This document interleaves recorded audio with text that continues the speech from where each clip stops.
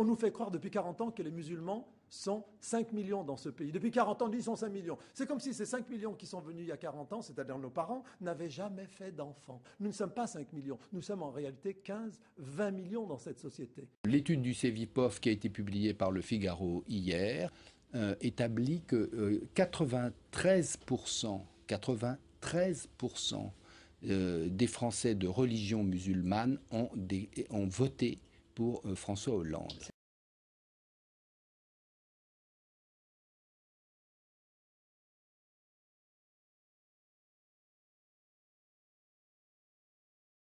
Le voile qui interdit aux femmes d'être ce qu'elles sont restera pour moi et doit rester pour la République un combat essentiel. Vous expliquez, madame, il y a une dame en foulard, donc on nous a contrôlés, on a nos papiers, il y a tout ce qu'il faut. On est en règle. On est en règle, mais on nous dit de quitter les lieux. Il n'y a que nous qui devons quitter les lieux. Alors c'était une journée où on était venu accompagner notre oncle qui vient pour du tourisme. Et voilà ce qui se passe. Allez, s'il vous plaît.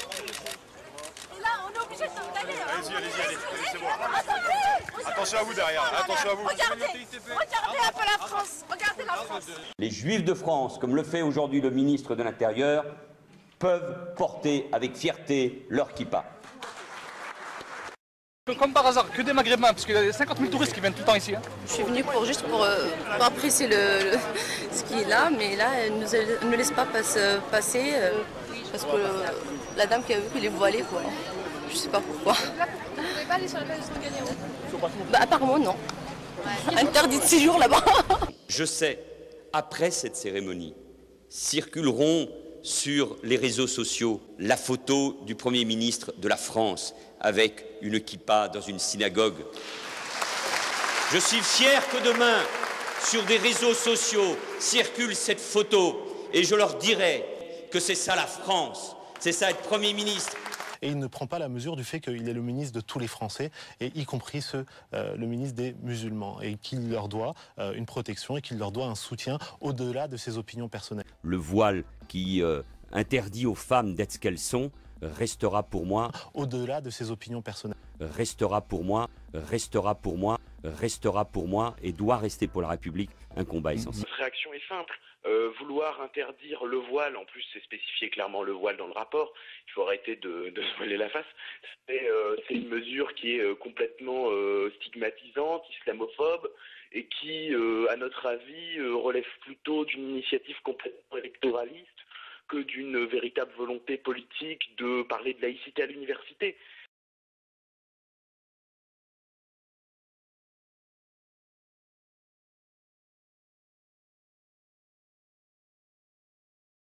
Les organisateurs du rassemblement prévu cet après-midi seraient les seuls responsables d'éventuels débordements résultant du refus de se soumettre à une interdiction de manifester validée par la justice de la République et deviendraient ainsi passibles de sanctions pénales. Il y a un seul pays au monde qui prétend interdire les manifestations de soutien à Gaza, c'est la France. Les manifestations pro-palestiniennes à Paris et Sarcelles sont interdites. Quelle est ma responsabilité dès lors que j'ai dit que ce conflit ne devait pas être importé en France? C'est pourquoi j'ai demandé au ministre de l'Intérieur, après enquête, que ces manifestations puissent ne pas se tenir. C'est pourquoi j'ai demandé au ministre de l'Intérieur... Par ma femme, je suis lié de manière éternelle à la communauté juive et à Israël. Quand même. Merde, quand même. La France, elle a toujours été une amie d'Israël.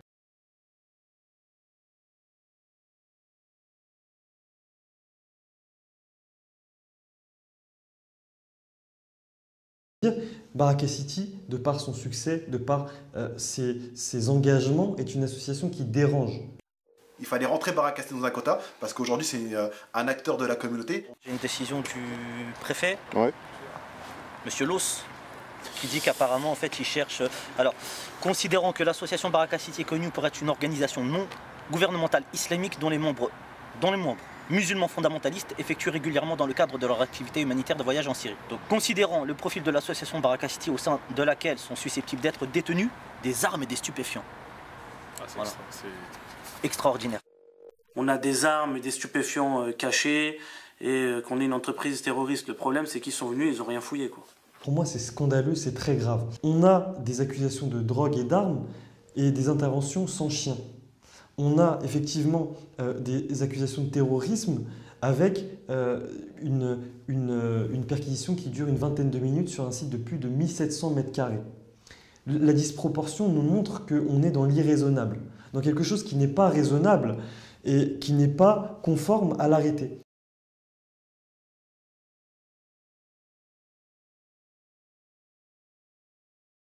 L'affection proclamée du ministre de l'Intérieur à l'égard des musulmans de France, il l'avait dit à la rupture d'un jeûne à Lyon, ne semble pas totalement partagée par une partie des fonctionnaires sous ses ordres.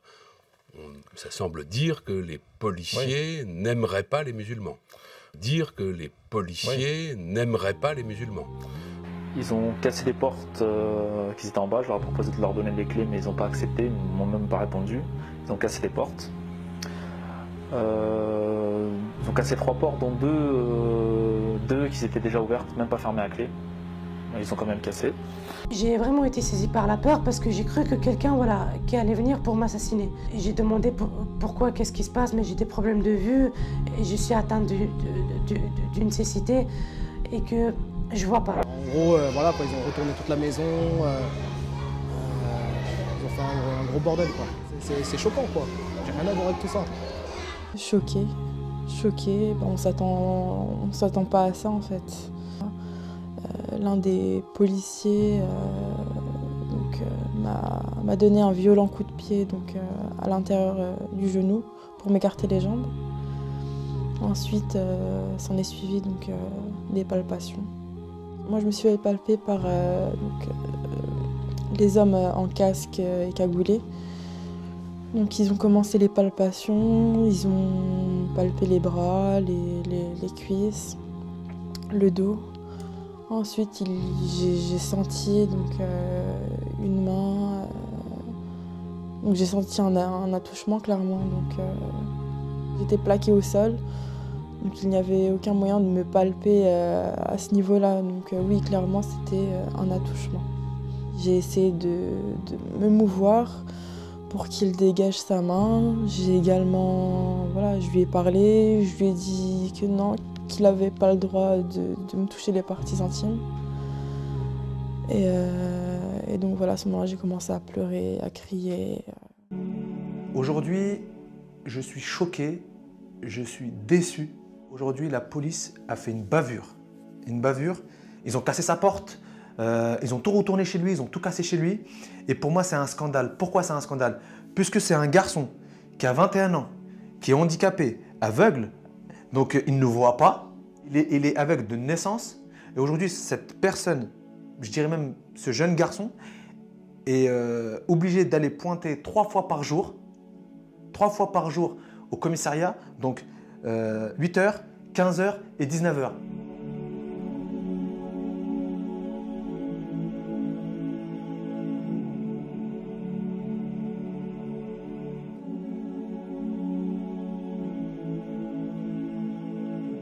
On lui impose de traverser la ville, de prendre des bus, des transports en commun, d'être dans la rue et de risquer à tout moment de se faire renverser par une voiture.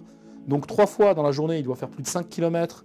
Donc prendre les transports en commun, se retrouver seul, et il est isolé depuis parce que les médias ont communiqué son nom. En vue des amalgames et de la stigmatisation qui a été faite et de la surenchère et de son nom qui a été sali vis-à-vis des médias, tout le monde s'est écarté de lui. Et par la suite, des journalistes l'ont pris en photo, etc. Et maintenant, c'est quelqu'un qui est isolé, qui est considéré comme, entre guillemets, terroriste, alors que c'est quelqu'un qui est totalement innocent de quelconque fait. Il n'y a pas eu de procédure judiciaire, parce que c'est quelqu'un qui est innocent et qui n'a jamais commis d'acte de délinquance. Hein. C'est quelqu'un qui a un casier vierge. Je sais plus quoi dire. Je suis vraiment... je suis mal. Je suis très très mal.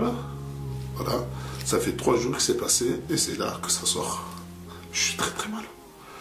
Soutenez-moi, je vous demande ça. Je ne demande pas d'argent, je vis très bien. Je demande que du soutien moral. Merci. Barakallahu fikum. Demain, on va dire, bon, ben, vous êtes musulmans, bon, vous êtes un peu radicaux, bon, c'est pas bien, mais on va vous mettre dans des camps, c'est pas la prison. Et là, on lui dit, bon, mais monsieur, c'est pas la prison, vous êtes assigné en résidence, c'est gentil, on est gentil, mais attendez, mais j'ai commis aucun acte. Ce jeune David n'a commis aucun acte. C'est vrai que cette histoire, elle est quand même relativement paradoxale, puisqu'on est pris entre le deuil et entre les perquisitions, et ensuite entre les amalgames et les raccourcis scandaleux. Et c'est pour ça qu'il faut que l'opinion publique puisse se réveiller, puisque l'organisation humanitaire Baraka City, par son côté cosmopolite et par son ouverture du dialogue et son ouverture d'esprit, elle a su rassembler ces Français autour de ces valeurs qui pourtant sont des valeurs islamiques. Concrètement parlant, on appelle à 3 moyens d'action. 3 moyens d'action à l'heure d'aujourd'hui qui sont nécessaires. C'est un élan de mobilisation, c'est partager déjà cette vidéo. Partagez cette vidéo parce qu'à l'heure d'aujourd'hui, vous avez la possibilité d'être votre propre média alternatif. Relayez l'information, relayez ces témoignages, c'est surtout respecter ces personnes qui ont souffert. Nous relayons les attouchements qui ont été, qui sont passés sous silence, des attouchements qui sont graves. En même temps, ce qu'il va falloir faire, c'est interpeller le ministère de l'Intérieur quant à ces abus et l'interpeller par la voix de ce peuple-là qui est en train de dire c'est trop, que les musulmans ont beaucoup trop souffert d'une stigmatisation qui a été maintenant au sommet de l'État et que ce n'est pas quelque chose qui est tolérable et que les musulmans ont été inquiétés dans les restaurants ou dans les mosquées. 3, bien évidemment, ensuite, ça se traduit par une assistance, un accompagnement et puis un rappel de vos droits par le biais du CCIF qui sont très compétents en la matière, avec des juristes et des avocats qui sont là pour étudier les dossiers, pour savoir quels sont vos droits, pour savoir est-ce qu'il y a eu des abus d'autorité, etc. Pourquoi des maisons sont perquisitionnées et pourquoi est-ce qu'on use autant de violence lors de ces perquisitions? Pour moi, il n'y a rien qui distingue un État qui pratique le droit ainsi avec un État totalitaire. Puisqu'on peut dire un mot de méthodologie, c'est aussi le résultat d'un travail de matraquage dans les médias et dans l'opinion publique d'une idée stigmatisatrice des musulmans. Nous parlons souvent, et c'est normal, c'est ma responsabilité, de l'islam. De l'islam à une mosquée, les intégristes, sur la laïcité, les salafistes, l'islam, le voile. Et malheureusement, on voit qu'aujourd'hui, un certain nombre de politiques, à droite comme à gauche, se servent une fois de plus des musulmans comme d'un paillasson électoral pour aller braconner sur les terres du Front National. Et ça, c'est inacceptable, encore plus pour un ministre de la République. Monsieur Valls, dire des choses sensiblement similaires à ce que dit Sarkozy. La force de Sarkozy, c'est d'avoir marché même sur les plates-bandes de ce que vous pouviez dire et de ne pas donner l'impression aux gens qu'il y a une différence entre les deux politiques. Non. Il n'y a pas de vraie politique alternative de gauche. Manuel, j'aimerais que tu arrêtes de me copier. Hein. Oh, monsieur Sarkozy, bah, quoi, c'est vrai. Il est ministre de l'Intérieur pour devenir président, comme moi. Il attaque les musulmans, comme moi. Il attaque les musulmans, comme moi. Il attaque les musulmans, comme moi. Un tel acharnement de la part de gens qui sont dits de gauche, qui défendent des valeurs d'humanisme, qui se réfèrent à Jaurès, qui se désignent comme les dignes héritiers de l'humanisme social français. On voit qu'aujourd'hui Manuel Valls porte atteinte à notre liberté de conscience de culte. Ça va bien? Ouais. Une belle image. L'image de David Léry. Le mec est blanc. Non, contre blanc, quelques white, quelques blancs de côte. Il disait, regardez, moi je suis dans une ville à majorité musulmane, je suis un soutien indéfectible et inconditionnel à Israël et pourtant j'ai été élu au premier tour à 70%. Il aime dire que ces bougnoul qui sont les musulmans, eh bien moi je les méprise. Mais eux, ils votent pour moi. Mais eux, ils votent pour moi, mais eux, ils votent pour moi. 93% des Français de religion musulmane ont voté pour François Hollande.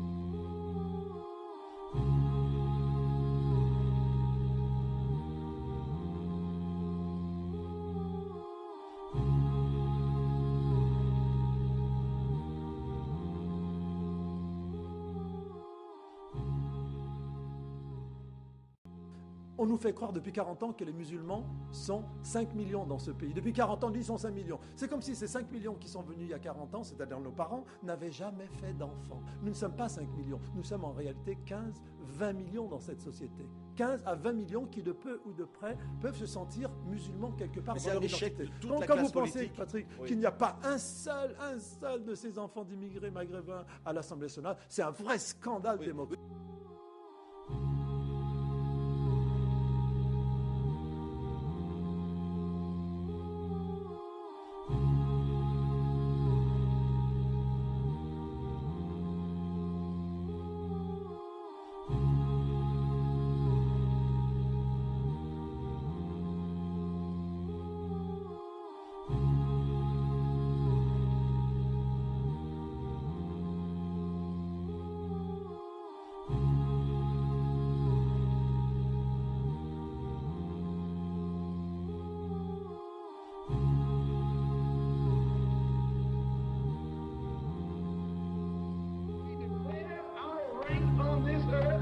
To be a man, to be a human being, to be respected as a human being, to be given the rights of a human being in this society, on this earth, in this day, which we intend to bring into existence by any means necessary.